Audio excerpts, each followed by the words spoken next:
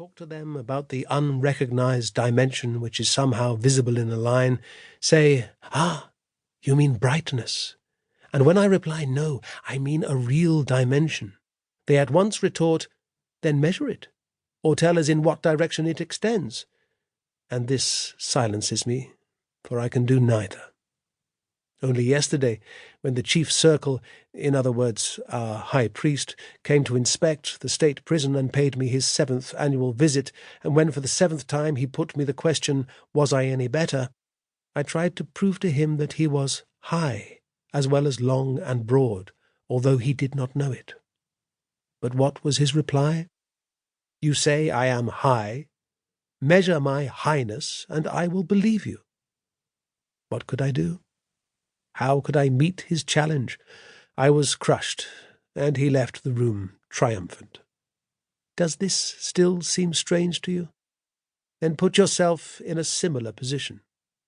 Suppose a person of the 4th dimension condescending to visit you were to say, "Whenever you open your eyes you see a plane, which is of 2 dimensions, and you infer a solid, which is of 3. But in reality you also see, though you do not recognize, a 4th dimension, which is not colour, nor brightness, nor anything of the kind, but a true dimension, although I cannot point out to you its direction, nor can you possibly measure it."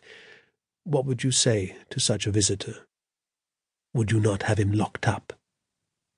Well, that is my fate. And it is as natural for us Flatlanders to lock up a square for preaching the 3rd dimension as it is for you Spacelanders to lock up a cube for preaching the 4th. Alas, how strong a family likeness runs through blind and persecuting humanity in all dimensions.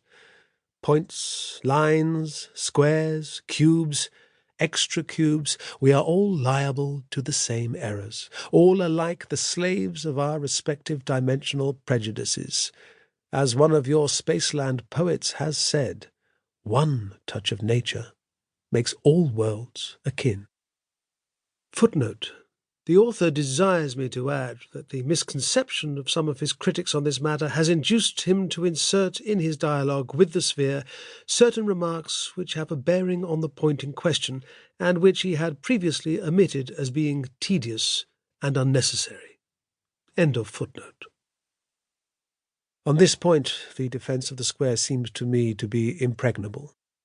I wish I could say that his answer to the second, or moral, objection was equally clear and cogent. It has been objected that he is a woman-hater, and as this objection has been vehemently urged by those whom nature's decree has constituted the somewhat larger half of the Spaceland race, I should like to remove it, so far as I can honestly do so. But the square is so unaccustomed to the use of the moral terminology of Spaceland that I should be doing him an injustice if I were literally to transcribe his defence against this charge. Acting, therefore, as his interpreter and summarizer, I gather that in the course of an imprisonment of 7 years he has himself modified his own personal views, both as regards women and as regards the isosceles, or lower classes. Personally, he now inclines to the opinion of the sphere that the straight lines are in many important respects superior to the circles. But, writing as a historian, he has identified himself, perhaps too closely, with the views generally adopted by Flatland, and, as he has been informed, even by Spaceland, historians, in whose pages, until very recent times, the destinies of women and the masses of mankind have seldom been deemed worthy of mention, and never of careful consideration.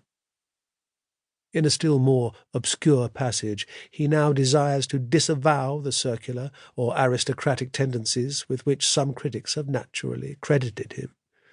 While doing justice to the intellectual power with which a few circles have for many generations maintained their supremacy over immense multitudes of their countrymen, he believes that the facts of Flatland, speaking for themselves without comment on his part, declare that revolutions cannot always be suppressed by slaughter, and that nature, in sentencing the circles to infecundity, has condemned them to ultimate failure. And herein, he says, I see a fulfillment of the great law.